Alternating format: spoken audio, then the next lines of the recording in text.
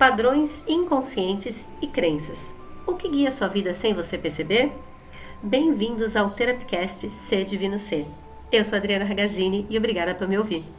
No episódio anterior, exploramos como nossas primeiras experiências, especialmente as relacionadas à nossa criança, moldam a forma como nós enxergamos e nos desconectamos de nossa essência divina. Então, se você não ouviu o episódio anterior, eu te convido a essa expansão de consciência. Aproveita e já segue o Therapcast para ficar por dentro de tudo e relembrar de quem você é. Hoje vamos aprofundar esse tema, mergulhando no fascinante universo dos padrões inconscientes e crenças. Você sabia que 95% do que pensamos, sentimos e fazemos é guiado pelo inconsciente? Imagine o impacto disso em nossas vidas. Nossas crenças inconscientes atuam como programas ocultos que determinam nossos padrões de comportamento, sejam eles de sucesso, bloqueio ou repetição e fracasso. Mas como acessamos esses programas? Como mudamos algo tão profundamente arraigado? Crenças inconscientes, uma lente aprofundada. As crenças inconscientes funcionam como raízes invisíveis que sustentam as escolhas que fazemos e os padrões que repetimos. Apesar de invisíveis, essas crenças governam grande parte da nossa vida. Carl Jung, um dos maiores estudiosos do inconsciente, dizia: até você tornar consciente ou inconsciente, ele dirigirá a sua vida e você o chamará de destino. Isso significa que os padrões que nos frustram, como sempre atrair o mesmo tipo de relacionamento tóxico, procrastinar diante de oportunidades ou sentir dificuldades em prosperar, têm suas origens nesses programas ocultos. Vamos dar um exemplo. Imagine uma pessoa que sempre acaba em relacionamentos onde se sente que não é priorizada. Essa repetição pode estar relacionada a uma crença inconsciente como eu não mereço ser amado de verdade. De onde isso pode ter vindo? Talvez da infância.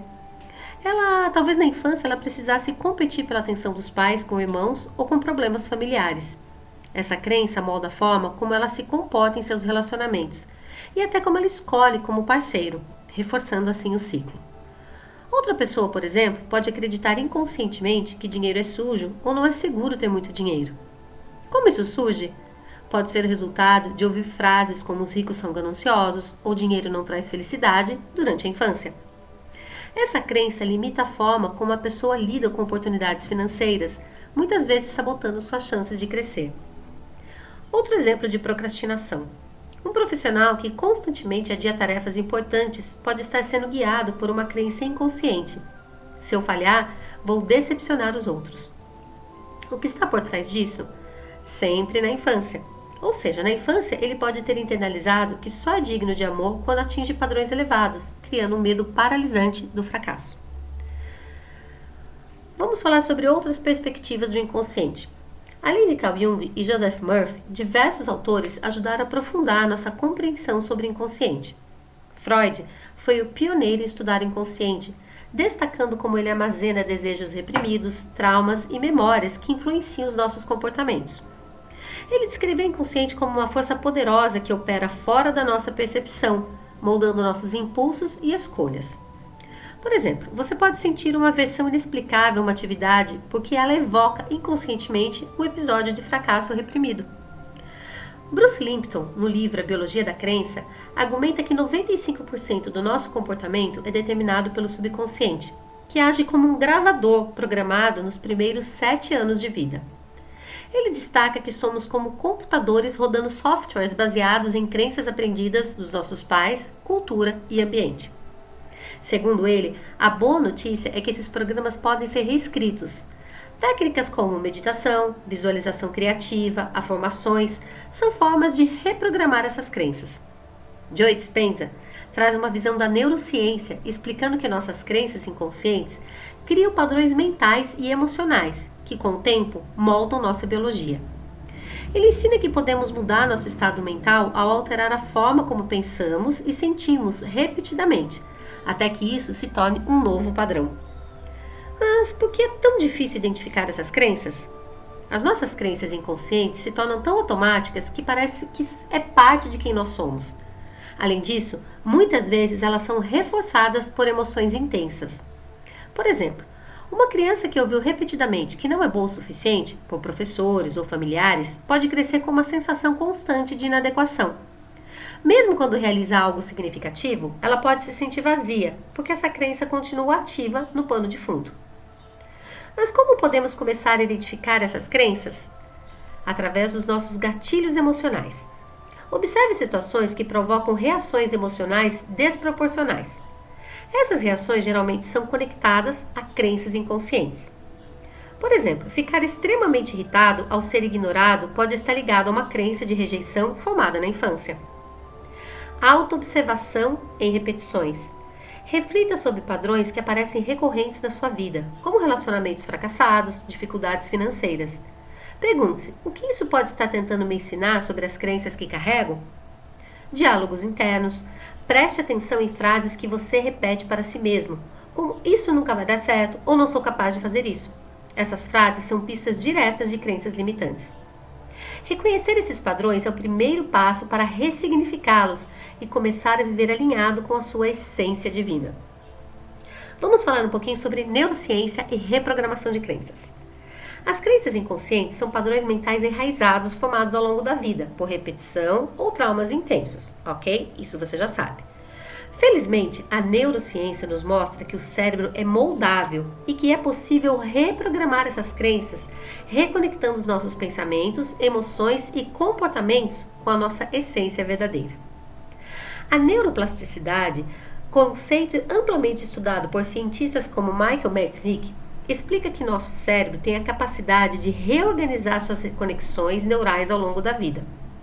Isso significa que podemos desaprender padrões antigos e reaprender novos comportamentos e crenças. Um exemplo prático. Uma pessoa que sempre acreditou que não é inteligente o suficiente pode mudar essa crença ao se expor a situações que desafiam esse pensamento, como aprender algo novo e reforçar esse aprendizado com sentimentos de conquista e afirmações positivas. Mas como isso funciona no cérebro? Nossas crenças criam redes neurais fortes devido à repetição e à carga emocional. Quando adotamos novos pensamentos e comportamentos de forma consistente, criamos novas conexões neurais que, com o tempo, substituem os padrões antigos. Joe Dispenza e a reconexão com seu interior. Joe Dispenza destaca que, ao combinar intenção clara, um pensamento focado, com emoção elevada, como gratidão ou alegria, criamos novos caminhos neurais. E isso nos permite superar crenças limitantes que nos desconectam da nossa essência divina. Vou dar um exemplo de um exercício. Visualizar repetidamente o futuro desejado enquanto sente intensamente como se ele já tivesse acontecido na sua vida ajuda a ensinar ao cérebro e ao corpo que um novo padrão é possível. As emoções desempenham um papel crucial no processo de reprogramação. Segundo o neurocientista Antônio Damasio, as emoções fortes são o que fazem memórias e crenças se fixarem. Para reprogramá-las, é necessário acessar essas memórias e ressignificá-las, associando emoções positivas a elas. Por exemplo, uma crença como eu sou incapaz pode ter surgido de um momento de vergonha na infância. Com técnicas como a hipnose, é possível acessar essa memória, compreender a situação como uma nova perspectiva e associar a ela sentimentos de autocompaixão e força. Vamos falar sobre algumas técnicas práticas para a reprogramação. Afirmações e visualizações guiadas. Por exemplo, Bruce Lipton explica que o subconsciente aprende por repetição e emoção. Repetir frases como eu sou digno de amor enquanto visualiza situações de acolhimento ajuda a substituir crenças de rejeição. Mindfulness. O Mindfulness, popularizado por Jon Kabat-Zinn, nos ajuda a observar os nossos pensamentos e emoções sem julgamento. Isso permite identificar crenças limitantes no momento em que elas aparecem e escolher conscientemente não reforçá-las. Eu mesma, depois que comecei a me auto-observar, a minha vida mudou. Hipnose e reprogramação subconsciente. A hipnose acessa diretamente o subconsciente, facilitando a identificação e substituição de crenças enraizadas. Estudos mostram que, em um estado de relaxamento profundo, o cérebro entra em ondas θ, ideais para a reprogramação. Práticas de escrita terapêutica. Exemplo prático. Escreva sobre um padrão recorrente em sua vida. Explore perguntas como: quando isso começou? O que eu sentia na época? Qual crença pode estar por trás disso? e reescreva sua narrativa com uma visão mais empoderada, como eu fiz o melhor que pude e sou capaz de mudar essa história. Agora vamos falar sobre outras vozes sobre o inconsciente e mudança. Além de Joe Dispenza e Bruce Lipton, outros estudiosos trazem insights valiosos sobre crenças inconscientes. Carol Dweck, no livro Mindset, Dweck explica como o mindset fixo, crença de que não podemos mudar, pode ser transformado em um mindset de crescimento, com práticas de autorreflexão e desafios conscientes. Exemplo, se você acredita que não é bom em matemática, encare a dificuldade como uma oportunidade de aprendizado, criando uma narrativa interna mais positiva. Ao invés de dizer eu não consigo, diga eu posso aprender. Daniel Kahneman, o psicólogo ganhador do Nobel, argumenta no livro Rápido e Devagar que grande parte de nossas decisões são automáticas, baseadas em atalhos do inconsciente. Ao desacelerar e analisar nossas escolhas, podemos trazer esses padrões à consciência. Bessel van der Kolk, o corpo guarda as marcas, explica como o trauma se armazena no corpo, reforçando padrões limitantes. Técnicas somáticas como a respiração consciente podem ajudar a liberar essas crenças, ou mesmo EFT. Exemplo, alguém que sente um aperto no peito ao tentar se expressar pode descobrir ao explorar essa sensação uma crença como minha voz não importa. No episódio anterior, exploramos como a criança ferida cria crenças limitantes. Agora, entendemos que essas crenças continuam a influenciar nossa vida até que as tornemos conscientes e as ressignifiquemos. Essa jornada de cura e reprogramação não apenas nos liberta, mas também nos reconecta à nossa essência divina, um ser ilimitado, digno e capaz de manifestar o que deseja. Vou explorar agora com você algumas ferramentas que você pode usar para começar esse processo. Felizmente, várias técnicas podem ajudá-lo a reprogramar essas crenças. Uma delas eu já falei. Hipnose e auto-hipnose permite acessar o subconsciente e substituir crenças limitantes por crenças fortalecedoras. PNL, Programação Neurolinguística, trabalha a ressignificação de memórias e padrões de pensamento. Técnicas de visualização criativa, como as ensinadas por Joe Dispenza ou Gerald Epstein, criam novas imagens mentais que começam a moldar sua realidade futura. Mindfulness e meditação guiada ajudam a observar gatilhos e padrões automáticos com clareza. EFT ou SET, que são técnicas de liberação emocional, aliviam as emoções negativas associadas a crenças limitantes por meio de toques em pontos energéticos do corpo. Tudo isso está ligado ao que discutimos sobre a criança ferida. Quando não reconhecemos esses padrões que vêm dessa parte de nós, continuamos a viver como aquela criança que tenta agradar, que tem medo de rejeição ou que não se sente digna de amor.